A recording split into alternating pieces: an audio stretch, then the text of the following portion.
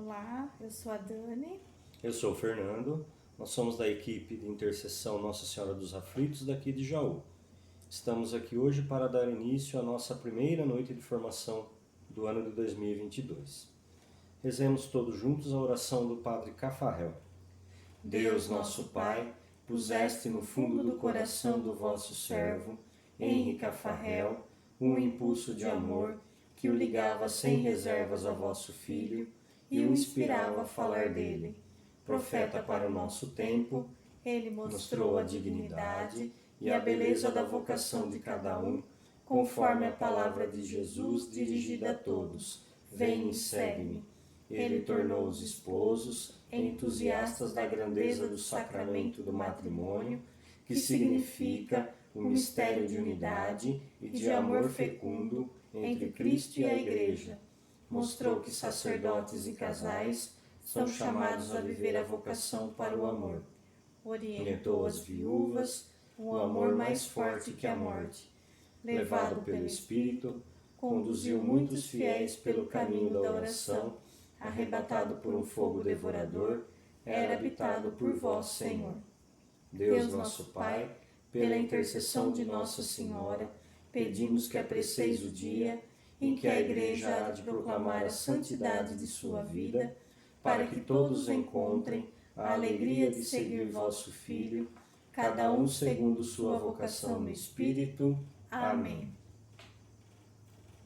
O Evangelho de hoje é tirado de São Marcos, capítulo 8, versículos do 27 ao 33.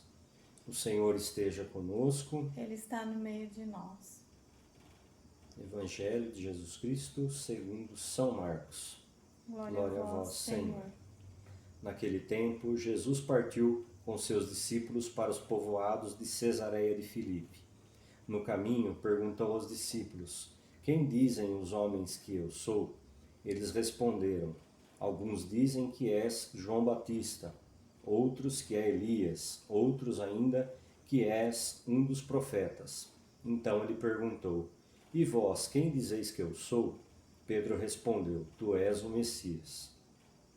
Jesus proibiu-lhes severamente de falar a alguém a seu respeito. Em seguida, começou a ensiná-los, dizendo que o Filho do Homem devia sofrer muito, ser rejeitado pelos anciãos, pelos sumos sacerdotes e doutores da lei. Devia ser morto e ressuscitar depois de 3 dias. Ele dizia isso abertamente. Então Pedro tomou Jesus à parte e começou a repreendê-lo. Jesus voltou-se, olhou para os discípulos e repreendeu a Pedro, dizendo: vai para longe de mim, Satanás. Tu não pensas como Deus, e sim como os homens. Palavra da salvação. Glória a vós, Senhor. Esse evangelho de hoje nos leva a refletir: quem é Jesus? Nós sabemos que Jesus é o Senhor, é o nosso Rei, o nosso Salvador, né? O próprio Deus que se fez homem, morreu por nós na cruz. Mas será que no dia a dia vivenciamos isso, né? Ou será que, como Pedro, nós repreendemos Jesus, negamos Jesus com as nossas atitudes, né? Então que fique aí essa reflexão para nós hoje. E agora vamos dar continuidade à nossa noite de formação.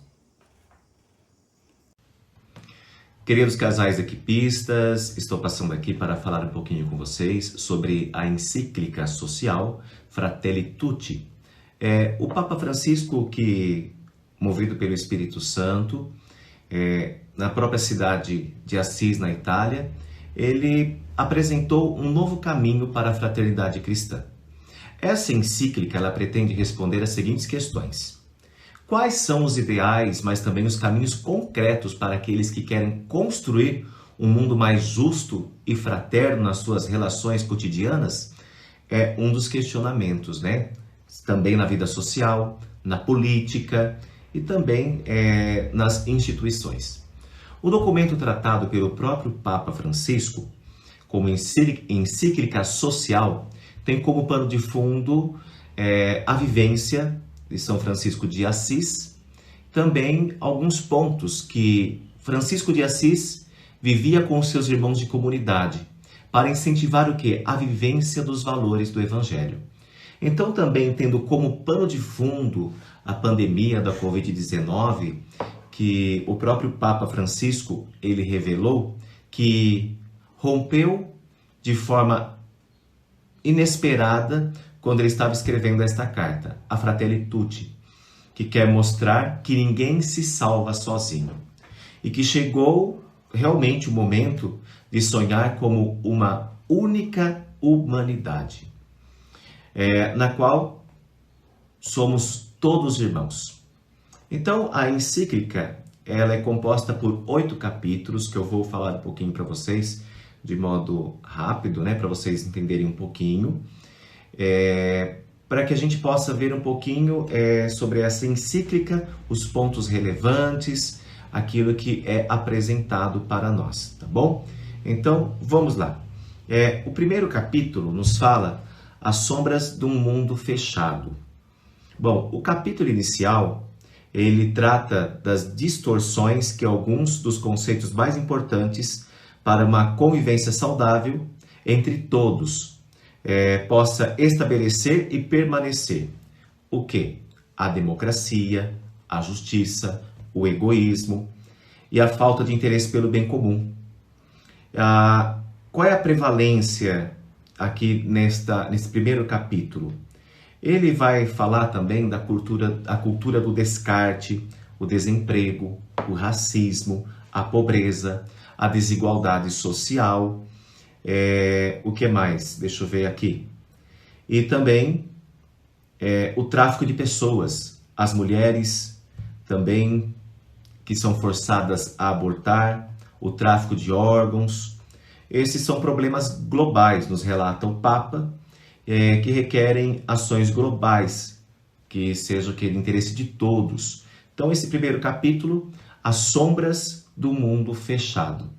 E nós vivemos, infelizmente, no mundo fechado, não somente no âmbito do planeta, mas fechado no nosso próprio egoísmo, nos nossos próprios valores, nos nossos próprios interesses.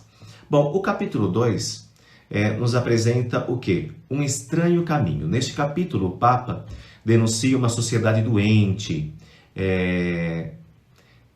que vira as costas, à dor diante daquele que sofre, e também é uma dor que é analfabeta, assim poderíamos dizer, Deixa eu ler aqui para vocês.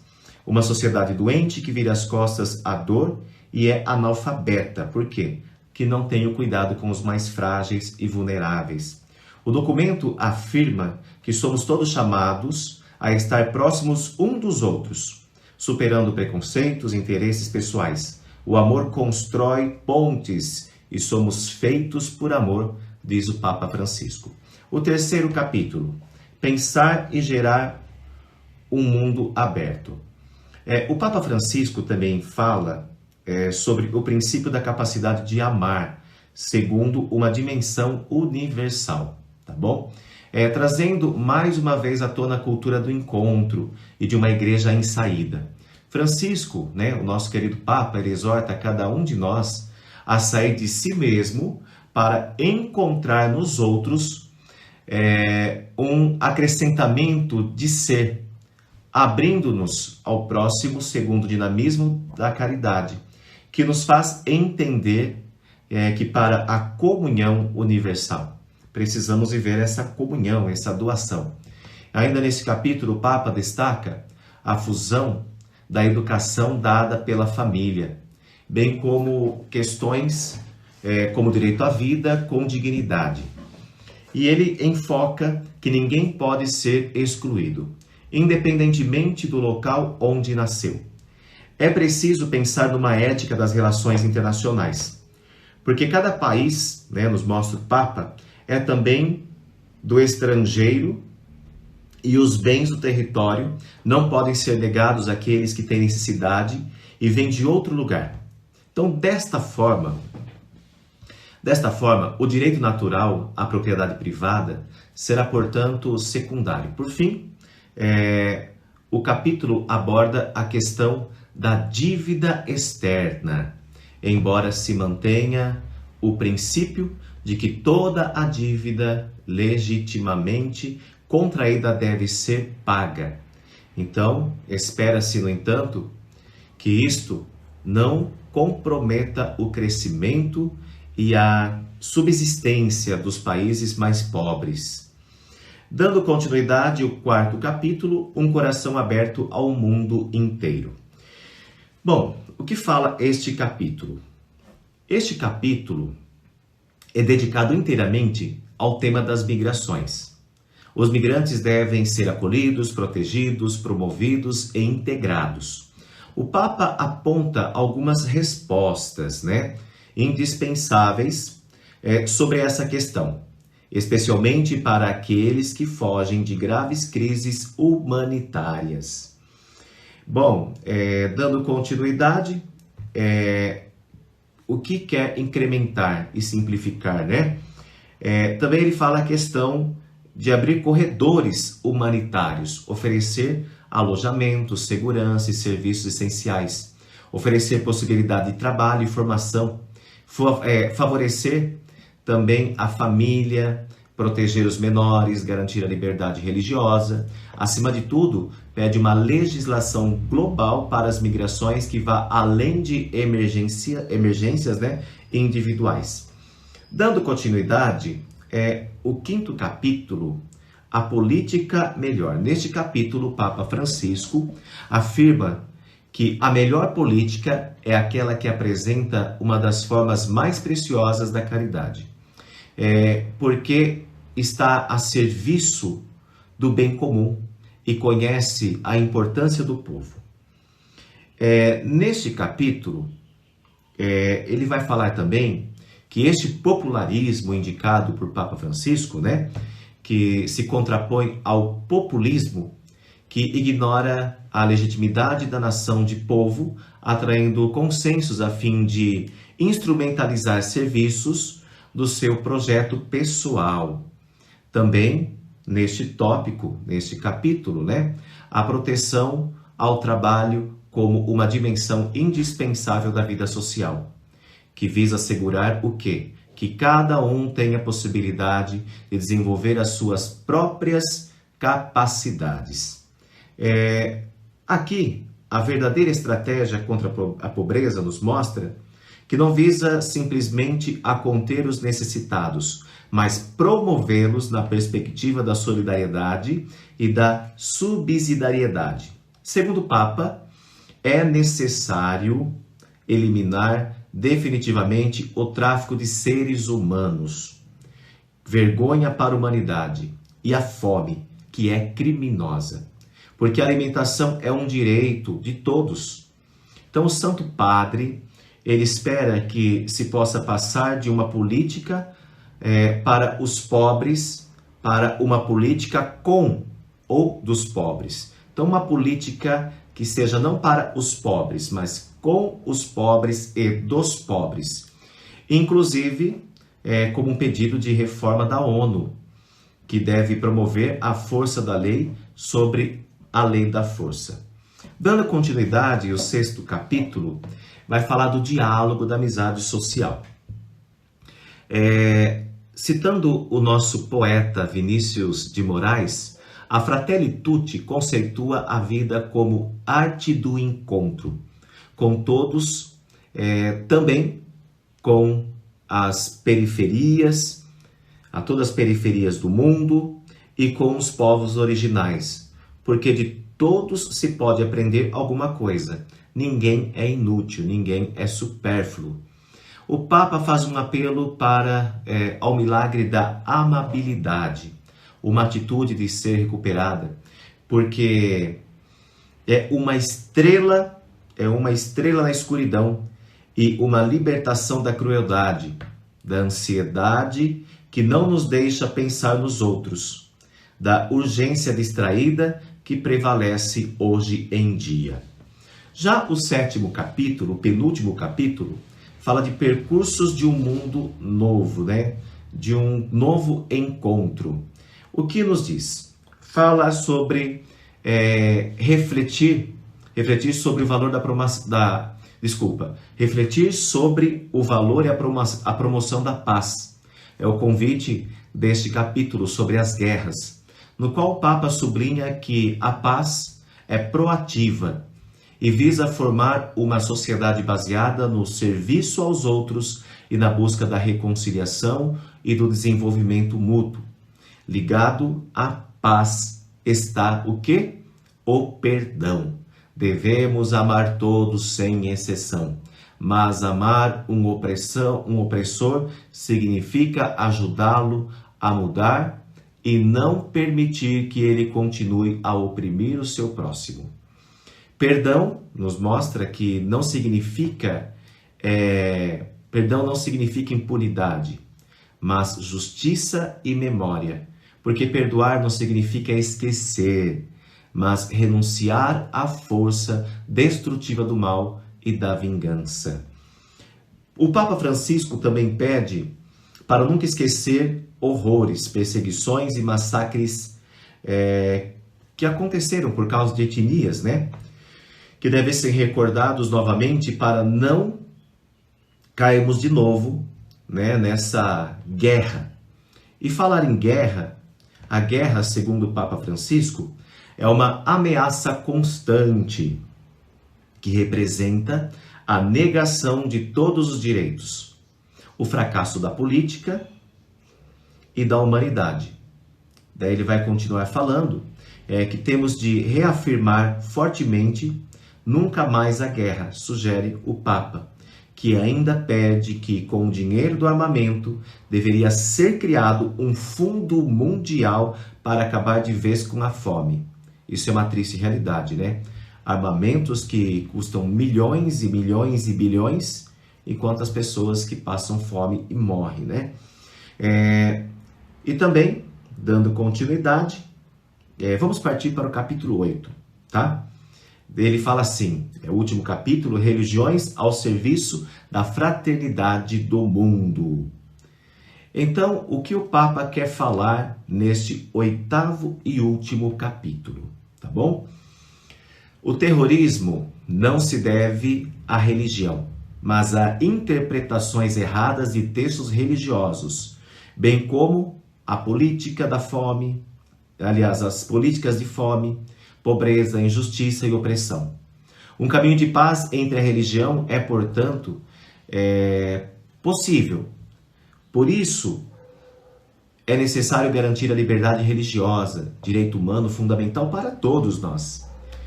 E aqui está o papel da igreja. Ela não relega a sua missão à esfera privada, ou seja, embora não fazendo política, não renuncia à dimensão política da existência. A atenção do bem comum é a preocupação pelo desenvolvimento humano integral, tá? Segundo os princípios evangélicos apresentados nesta encíclica Fratelli Tutti, tá? Já estou até trocando. Então, partilhei um pouquinho com vocês uma fonte do Vaticano, né, que está aqui, é uma fonte do Vaticano que eu peguei para apresentar para vocês, que fala sobre este documento, tá bom? Então, é uma fonte do Vaticano News, então que você poderá também acompanhar, tá bom? Então, muito obrigado pela atenção de vocês, Deus os abençoe, um bom encontro e fiquem na paz, em nome do Pai, e do Filho e do Espírito Santo. Amém. Até mais, gente. Júlia. Bimbo. Equipe 2A, Nossa Senhora da Saúde. Vamos fazer inicialmente a oração pedindo as luzes do Espírito Santo. Vinde, Espírito Santo, enchei os corações dos vossos fiéis e acendei neles o fogo do vosso amor. Enviai o vosso Espírito, e tudo será criado, e renovareis a face da terra. Oremos. Ó Deus, que instruísse os corações dos vossos fiéis com a luz do Espírito Santo, fazei que apreciemos retamente todas as coisas, segundo o mesmo Espírito, e gozemos sempre da sua consolação, por Cristo Senhor nosso. Amém. Vamos conversar um pouquinho sobre a encíclica do Papa Francisco, Fratelli Tutti, todos irmãos. Nós vamos conversar um pouquinho sobre o capítulo 1, que as sombras de um mundo fechado, não é? E começamos sonhos desfeitos em pedaços. Tendências do mundo atual que dificultam o desenvolvimento da fraternidade universal. Após a grande Segunda Guerra Mundial, parece que o mundo tinha tomado um rumo buscando a fraternidade, buscando a paz, realmente uma paz duradoura, uma paz em que os povos pudessem crescer, todos também pudessem crescer. Mas isso foi muito passageiro e logo voltaram as desigualdades, voltaram os interesses nacionalistas e tudo isso começou a atrapalhar a fraternidade universal. Então surge os nacionalismos exacerbados, as ideologias, e tudo isso daí foi atrapalhando, e como atrapalha até hoje. Hoje, com o surgimento da globalização, a globalização, ela, na verdade, ela funcionou no sistema econômico-financeiro, mas a globalização humana, ela não vingou. A globalização social, porque continuam as desigualdades sociais, né? Então somos globalizados, mas não irmãos. Hoje prevalece a economia de mercado. Os mais fortes continuam ainda mais em detrimento dos mais fracos e frágeis. Hoje temos um grande exemplo disso, a vacinação. Os países mais fortes rapidamente compraram as suas vacinas, vacinaram toda a população, ou quase tudo, e os países mais fracos, haja vista lá na África, continuam muitos deles sem vacinação. Hoje está comum desprezar a história e a experiência dos mais velhos. Essa nova ideologia, essa nova sistemática, essa nova ordem, parece que quer deixar tudo que é passado enterrar, mas não dá para fazer isso daí, né? Muitas ideologias trabalham para que se ignore tudo o que nos precedeu. São as novas formas de colonização cultural. Nós precisamos ter cuidado com isso daí, viu? Porque temos visto que instituições, meios de comunicação, pessoas, agora as mídias sociais, as fake news, começam a colocar na nossa cabeça coisas que não existem.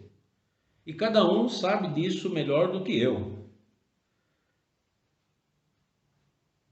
E assim, são as novas formas de colonização, e uma colonização cultural, não mais de espaço, mas pior ainda, a colonização das ideias, a colonização que querem incutir em cada um de nós mentiras que como se fossem verdades.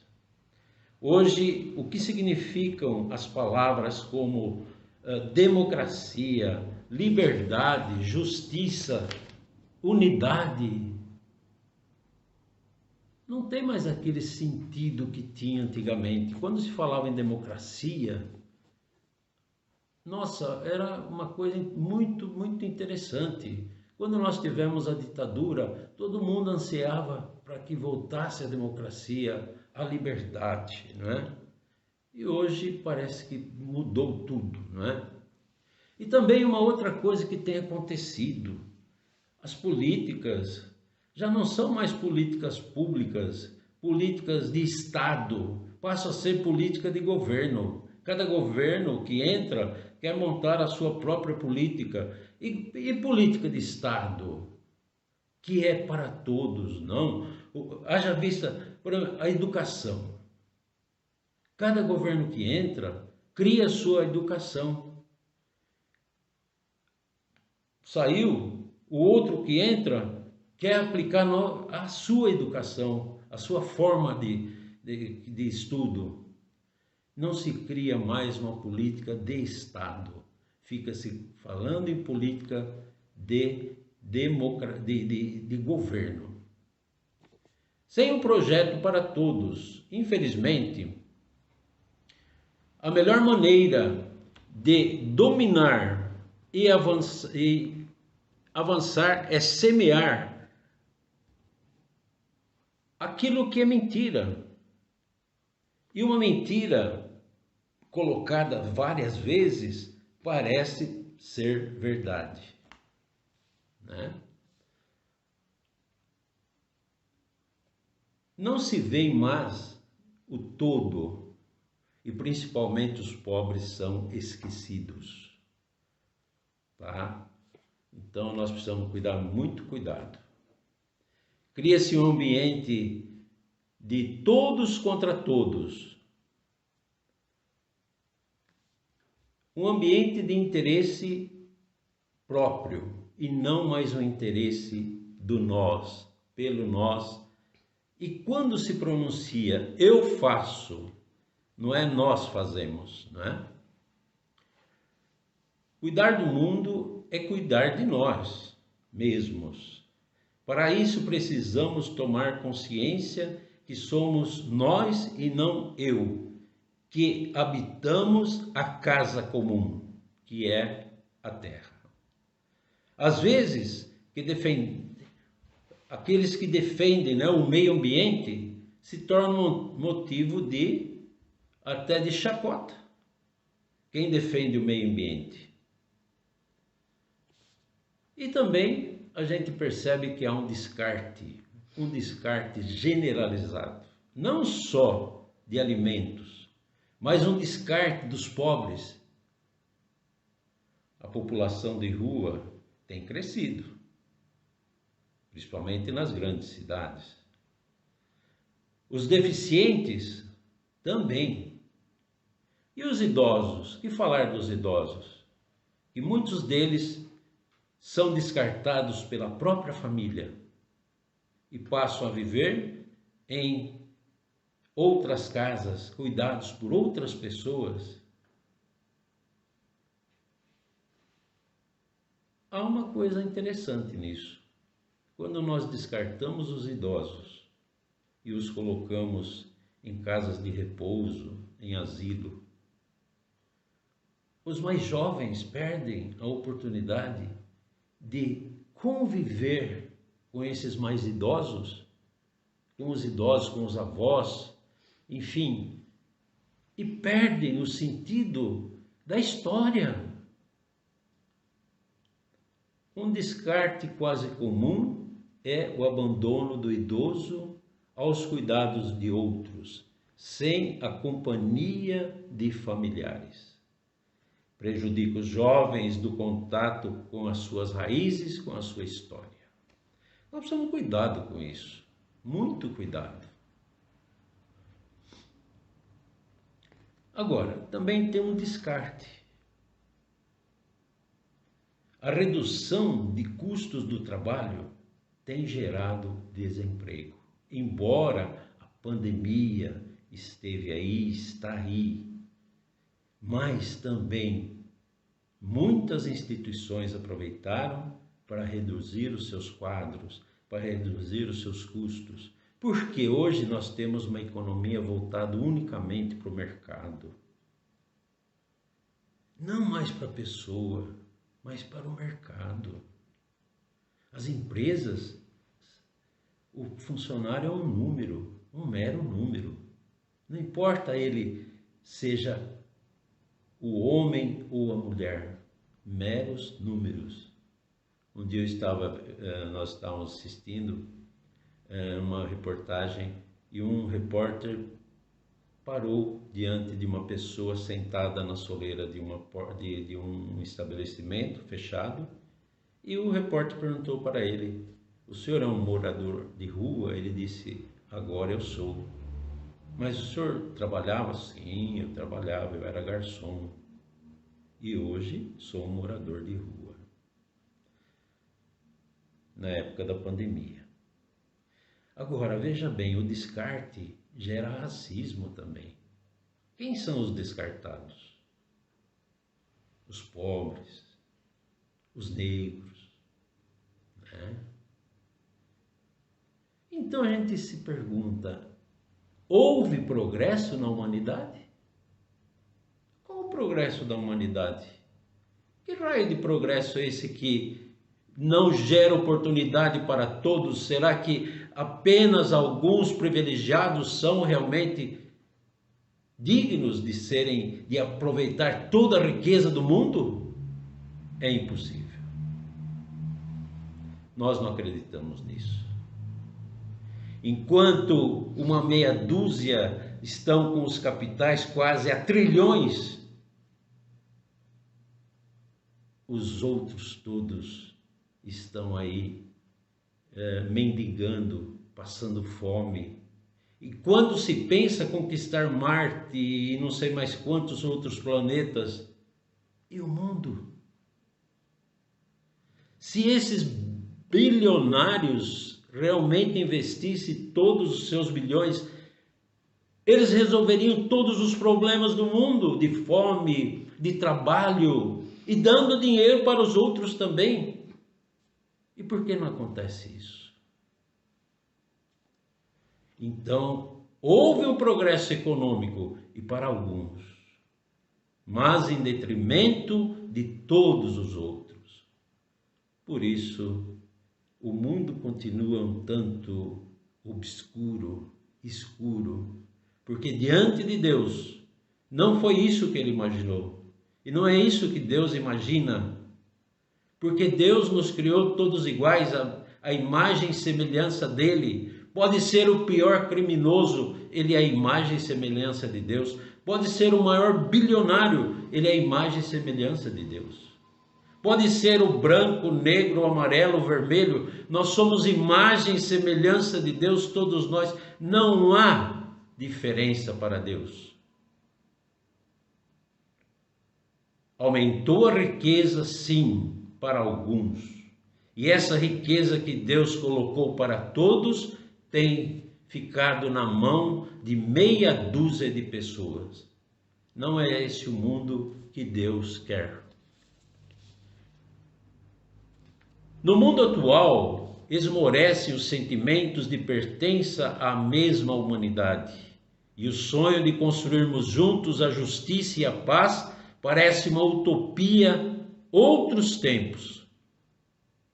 Vemos como reina uma indiferença acomodada, fria e globalizada, filha de uma profunda desilusão que se esconde por detrás desta ilusão enganadora. Considerar que podemos ser onipotentes e esquecer que nos encontramos todos no mesmo barco. Essa desilusão, que deixa para trás os grandes valores fraternos, conduz a uma espécie de cinismo. Esta é a tentação que temos diante de nós, se formos por este caminho do desengano ou da desilusão.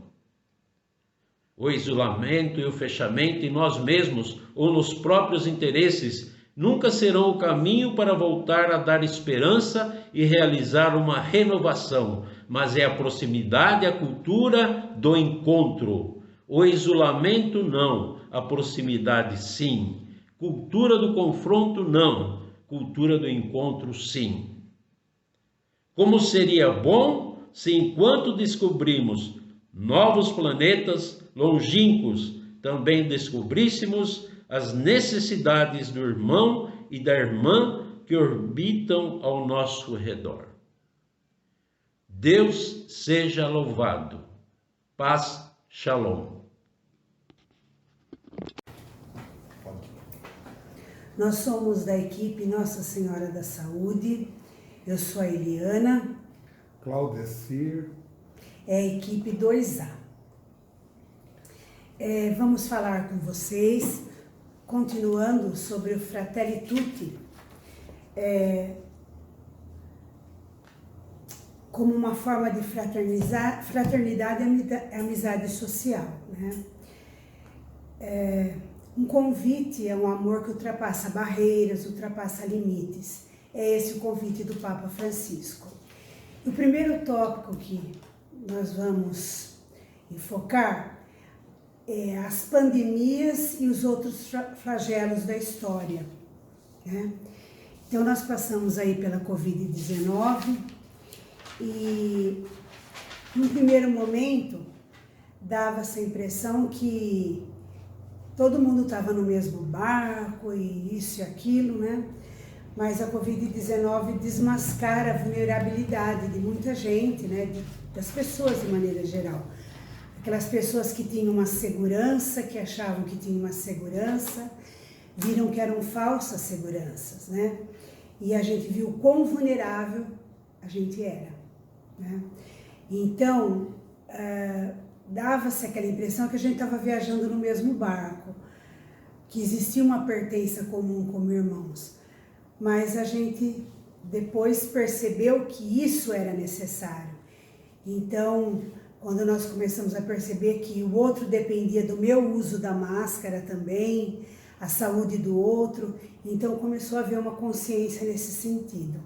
E nós tínhamos um cenário, antes da pandemia, de valorização da tecnologia, de valorização da economia. A economia caminhava num sentido como se o mercado, o valor do mercado, o sucesso do mercado financeiro, econômico-financeiro, garantisse tudo.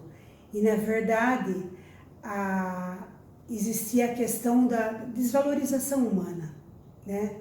E com a vinda da pandemia, a gente viu que isso mudou, que nós vimos que despertou uma consciência dos próprios limites que nós temos e nos fez repensar o nosso estilo de vida, a nossa vida, o nosso estar com a família, o nosso estar com o outro dentro da nossa casa, os cuidados com o outro, né? E hoje nós percebemos que com isso nós acabamos nos tornando prisioneiros da virtualidade, né? Nós nos empachurramos de conexões e perdemos o gosto pela fraternidade. As pessoas acabaram se voltando tanto para a questão da virtualidade e acabaram se distanciando das pessoas. E é esse o alerta do Papa, né? Esse cuidado. E que a gente não se esqueça de repensar, né? E nunca nos esquecer da lição de vida que nós tivemos com a pandemia, né? Que nós tomamos o cuidado para que a gente não caia no consumismo, não nos fechemos em nós mesmos, né? Que a solidariedade é a coisa mais importante, né? Que lutemos, que a gente lute com paixão por uma comunidade de pertença, de solidariedade, né? A qual saibamos dispensar tempo, esforço, bens ao outro, né? Porque senão muitos ficarão à mercê do vazio, e isso pode ser pior do que uma pandemia. Bom, o outro tópico é sem dignidade humana nas fronteiras. Muitas abordagens, muita propaganda, abordagem econômico-liberalista, né? Defende que é preciso evitar a chegada de migrantes, que não se deve ajudar países pobres. Só que muitos se esquecem que essas pessoas, esses migrantes e os imigrantes também, né, dentro e fora do nosso país, vindo para o nosso país também, existem muitas vidas dilaceradas, muitas pessoas, muitas vidas feridas, né?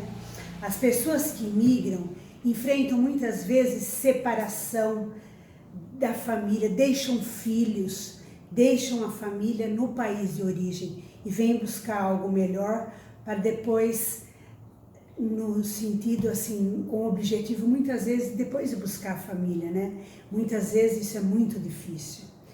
Então esse contexto de origem, né, essa separação do contexto de origem causa um desraizamento cultural e desraizamento religioso também, né? As pessoas se desvinculam de muita coisa que eles deixam para trás, inclusive os filhos, como eu já disse muitas vezes. E é então inaceitável que os cristãos, nós cristãos, né, compartilhemos essa mentalidade. Essas atitudes vão contra convicções da própria fé que temos. Então, um povo, o Papa diz, só é fecundo se souber criativamente se abrir ao outro. A pessoa que se fecha ao outro, à necessidade do outro, não é um povo fecundo, não é uma pessoa fecunda. E aí, o terceiro tópico que eu vou falar seria a ilusão da comunicação. Temos a ilusão de uma maior comunicação. Parece que a virtualidade diminui distância, a ponto de deixar de existir o direito à intimidade. Então, muito se conversa, muito se fala, tem muitos amigos no Facebook, muitos contatos no WhatsApp, mas vínculo existe pouco, mas a intimidade se reduz. É como se não tivesse o direito a essa intimidade. No mundo digital, o respeito pelo outro estilhaça-se. É-nos permitido ignorar, nos afastar e invadir despodoramente a vida do outro. Ao mesmo tempo que nós não temos vínculo, nós podemos invadir a intimidade da outra pessoa, como se isso fosse natural, como se isso fosse a coisa mais certa, mais correta do mundo. Parou? Agressividade sem pudor. Dispositivos móveis, como celulares e computadores, são aparelhos que deveriam levar o homem a ter um nível de relacionamento muito maior e com mais proximidade também. Mas tudo isso daí teve um efeito contrário. Teve um efeito de maneira constante e obsessiva. Uma ideia que gerou agressividade, insulto, difamação, afrontas verbais, até destruir o outro. E ainda defendem o próprio isolamento consumista, acomodado, onde surgem movimentos digitais de ódio, destruição. Vive-se a agressividade e proliferam a mentira, a manipulação. Os fanáticos destrutivos são protagonizados, inclusivamente por pessoas religiosas e meio católicos. Informação sem sabedoria. Palavra do Papa. A verdadeira sabedoria pressupõe o encontro da realidade. Porém, tudo se pode produzir, dissimular, modificar. Isso faz com que haja uma seleção das coisas, das pessoas, e cria-se um mundinho pessoal, criando um círculo virtual de isolamento, ao mesmo tempo que existe uma comunicação com um enorme número de pessoas, também há uma seleção, que as pessoas que pertencem àquele grupo ficam, as outras são isoladas. É importante ser acolhedor, ver a necessidade do outro, dando espaço e atenção. Não devemos perder a capacidade de escutar. São Francisco de Assis escutou a voz de Deus, escutou a voz dos pobres, escutou a voz do enfermo, escutou a voz da natureza. Transformou tudo isso num estilo de vida. Temos ainda a esperança, mas apesar das sombras densas, devemos dar a voz a tantos percursos de esperança.